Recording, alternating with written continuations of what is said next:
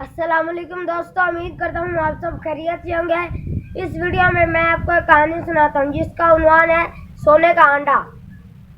تو سب سے پہلے عنوان ہم نے لکھ لیا۔ ابھی میں آپ کو کہانی سناتا ہوں۔ ایک دفعہ کا ذکر ہے، ایک بندہ تھا،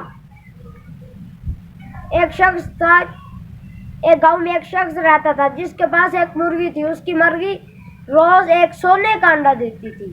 وہ روز اس انڈے کو بیچ کر اپنا گزارا چلاتا تھا۔ اس کے ذہن میں خیال آیا کہ وہ ایک ہی دفعہ مرغی کو ذبح کر کے سارے انڈے نکال لے۔ تو اس نے ایسا ہی کیا، مرغی کو ذبح کر لیا۔ نتیجہ ایک بھی انڈا نہ نکلا۔ نتیجہ لالچ بری بلا ہے۔